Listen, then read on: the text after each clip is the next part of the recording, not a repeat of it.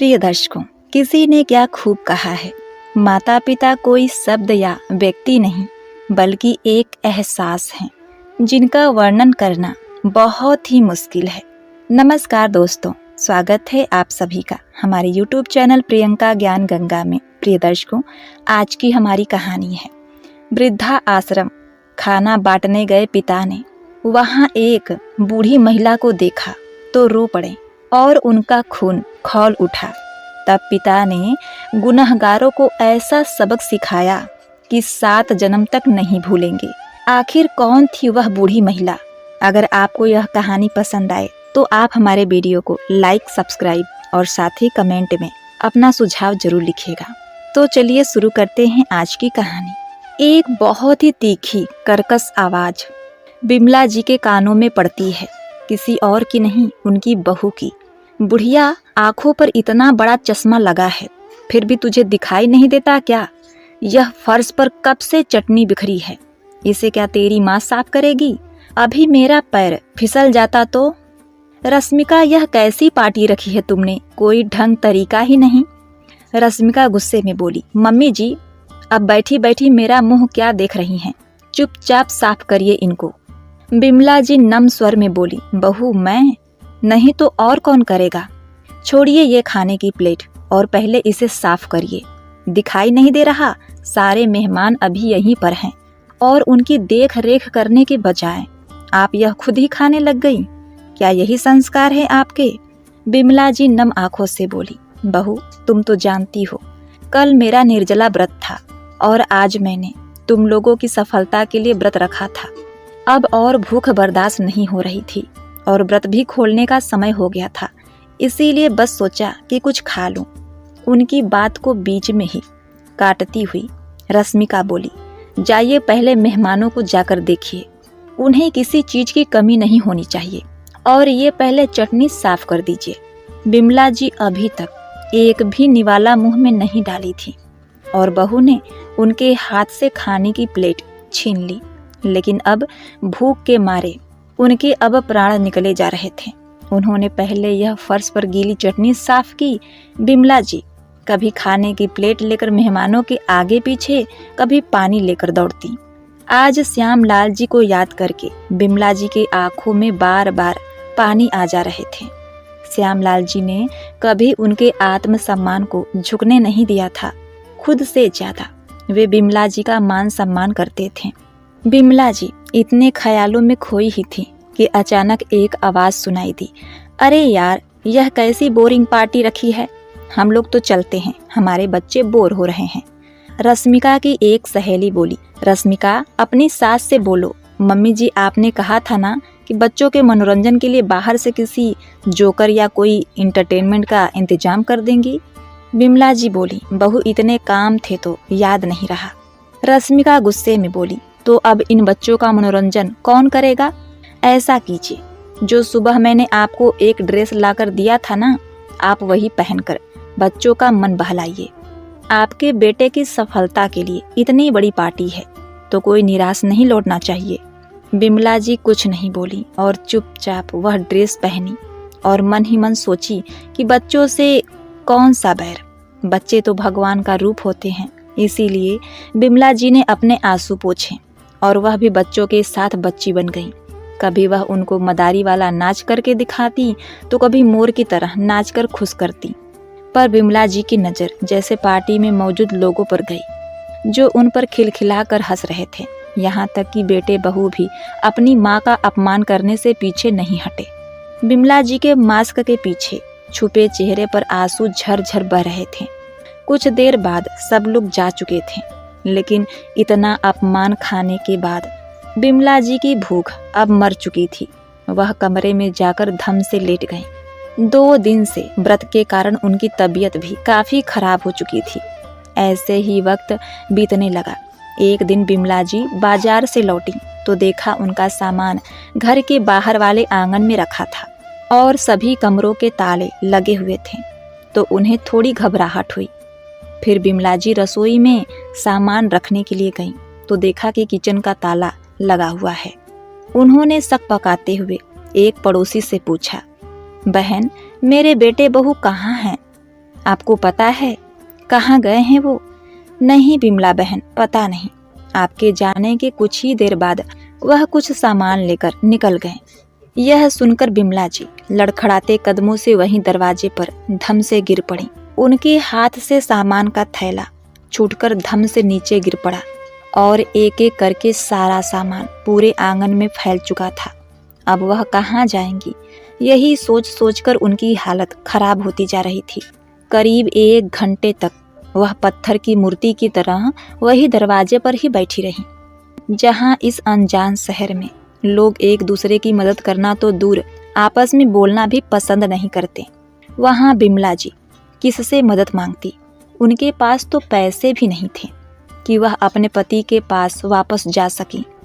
धीरे धीरे बिमला जी बड़ी हिम्मत के साथ खुद को संभाला। वहीं 2 घरों में काम करके अपना पेट भर लेती और रात को घर के बाहर वाले आंगन में जमीन पर ही सो जाती। ऐसे ही करीब 1 महीना बीत चुका था, लेकिन बेटे बहू लौटकर अभी तक नहीं आए थे। बेटे के विश्वासघात और काम करते करते धीरे धीरे बीमार रहने लगी। हालत यह हो गई कि एक दिन वह उठ नहीं पाई।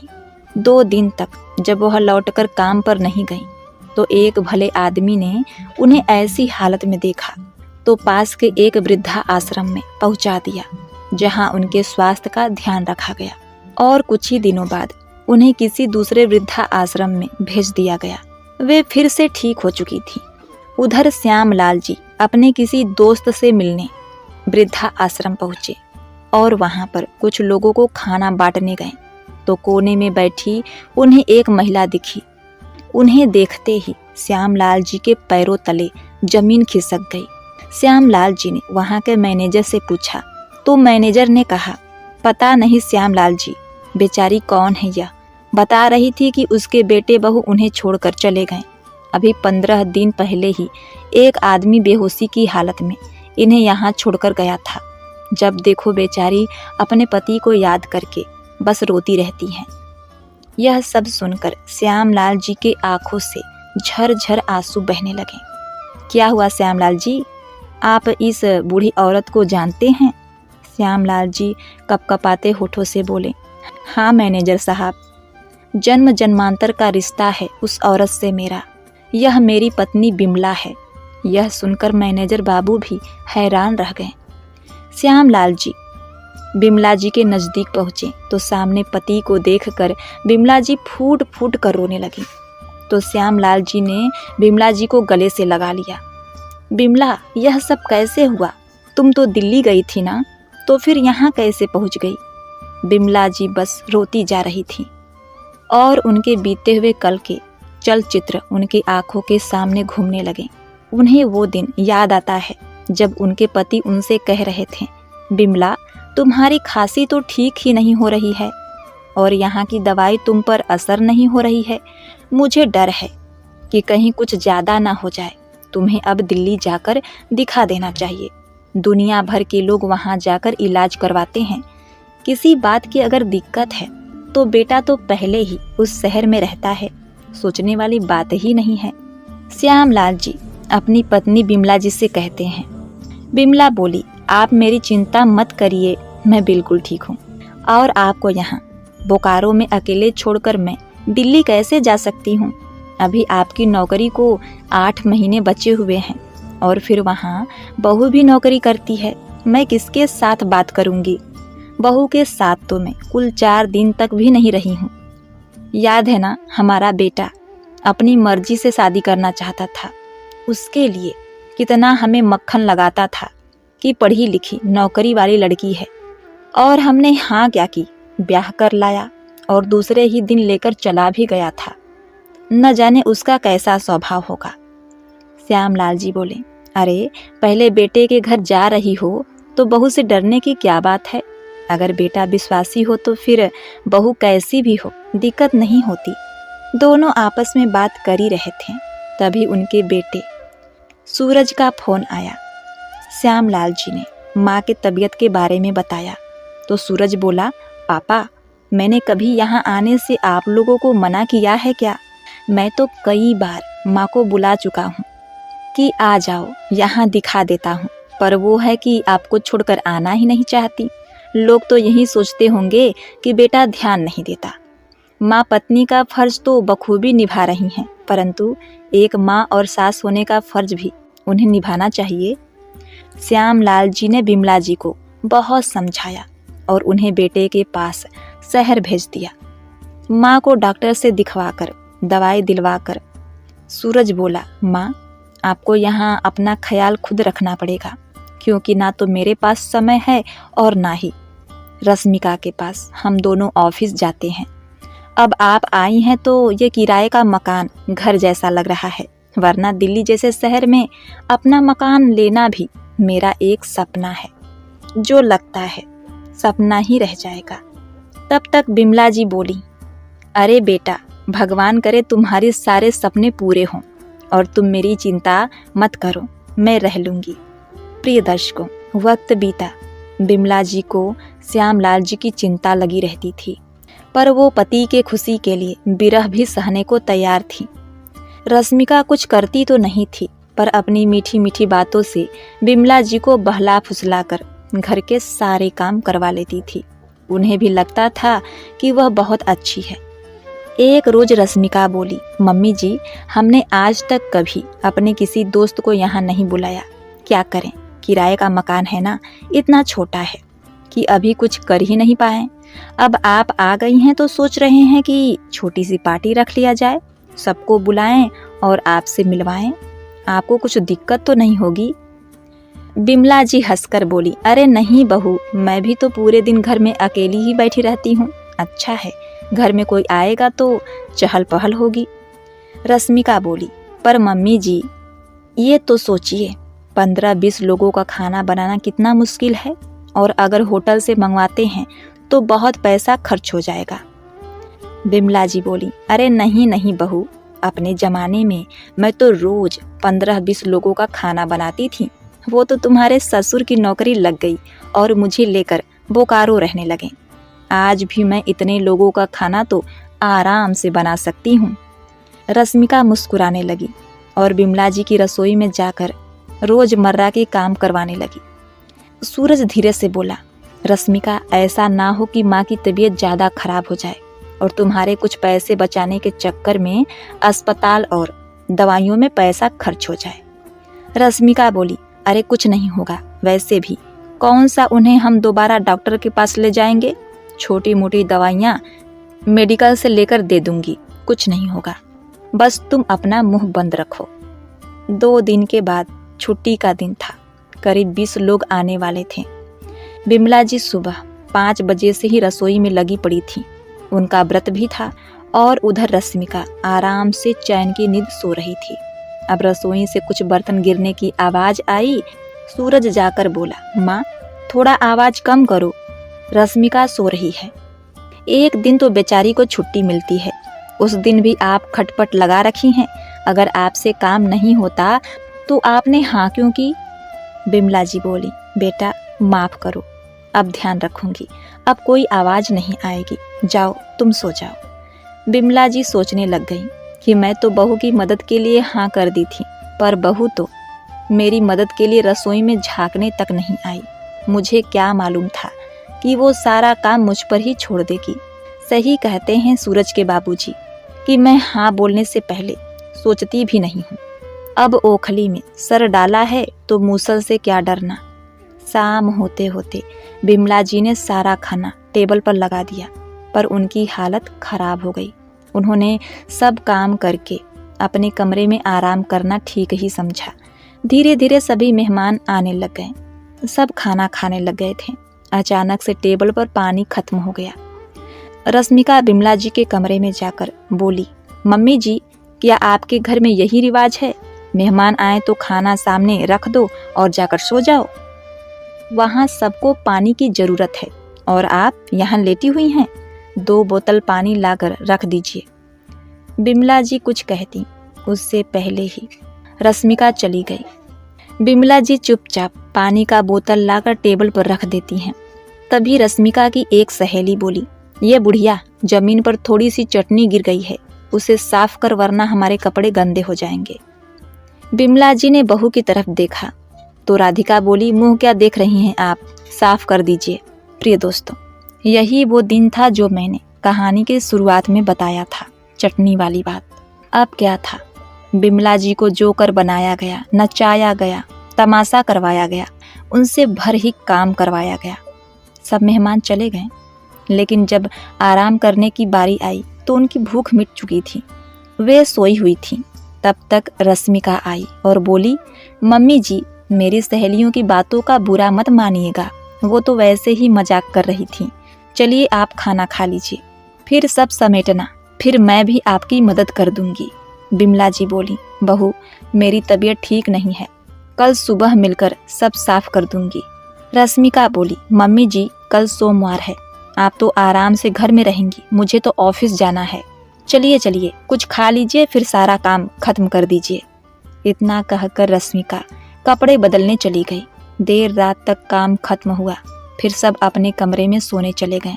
सूरज रश्मिका से बोला, रश्मिका, माँ थक गई होगी, अगर यही हालत रही ना तो कहीं उनकी तबीयत ना खराब हो जाए, फिर जो सोच करके उन्हें यहाँ बुलाए हैं वो हो नहीं पाएगा और तुम्हारी सारी प्लानिंग धरी की धरी रह जाएगी।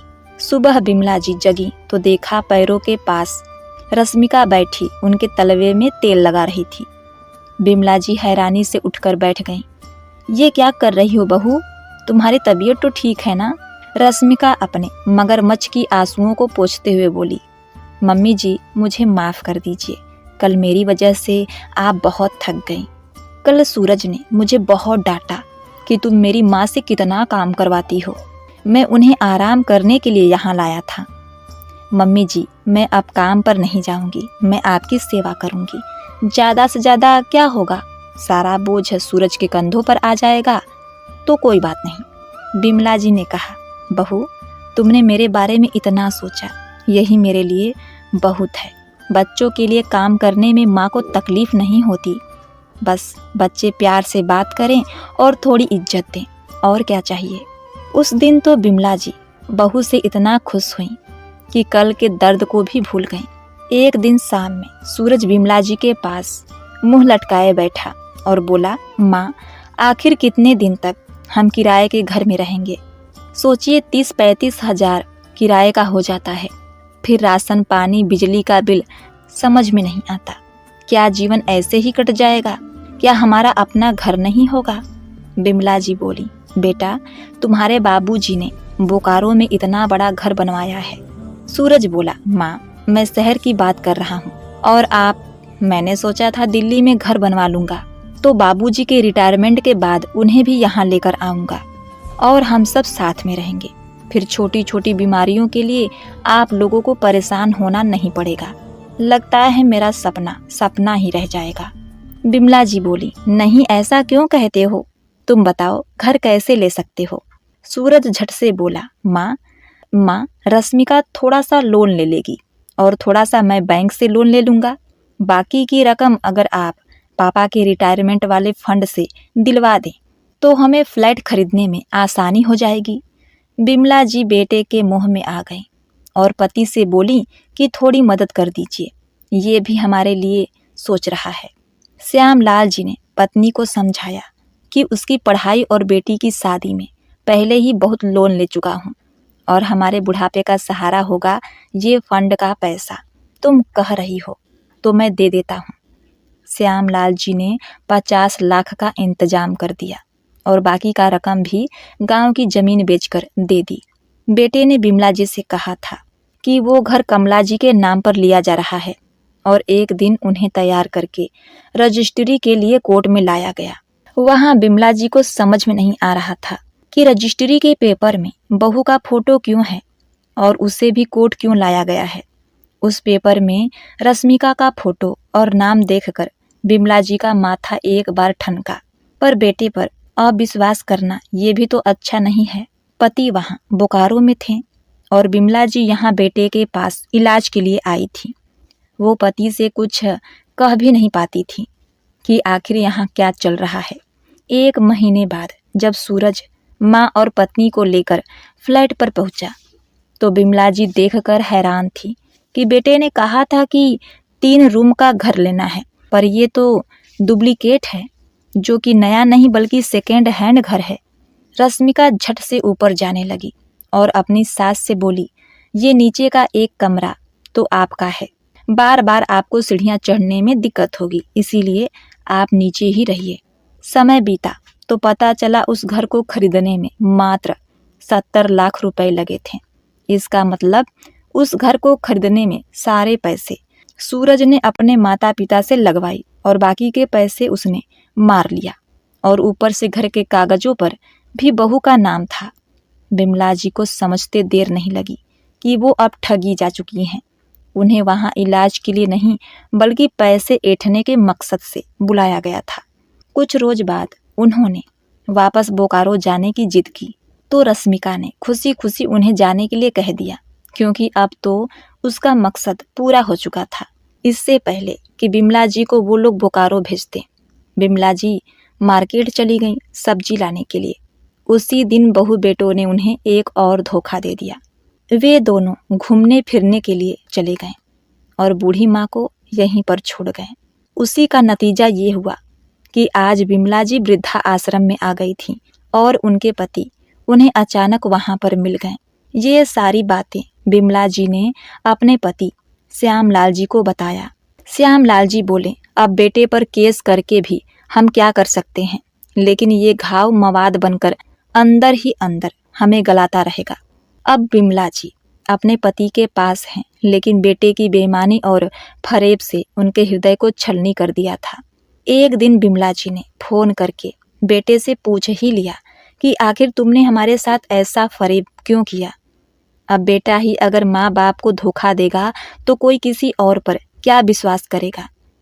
सूरज बेशर्मों की तरह एक टुक जवाब दिया, अरे माँ, रश्मिका अगर लोन लेगी तो आगे चलकर हम इससे बड़ा और घर लेने के लिए लोन कैसे लेते हैं, और क्या हुआ अगर उसके नाम पर घर खरीद लिया तो।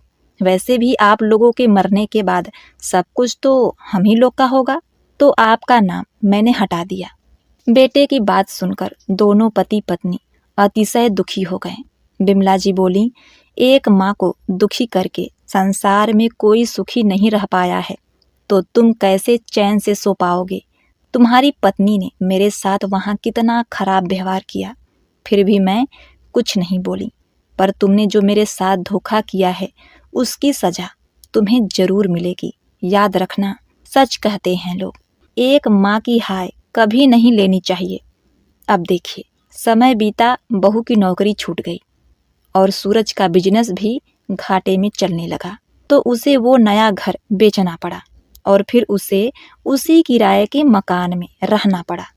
तब उसे माँ बाप की याद आई और एक दिन गिड़गिड़ाते हुए सूरज बोला, बाबूजी, मैं कर्ज में डूब गया हूँ, अगर आप लोग कुछ मदद कर दें तो बड़ी मेहरबानी होगी।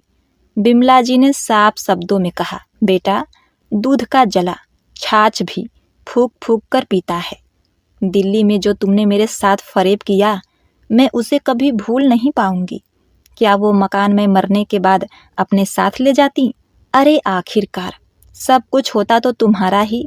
उसके लिए माँ से फरेब करने की क्या जरूरत थी? तुम्हें किसी और की नहीं, मेरी हाय लगी है।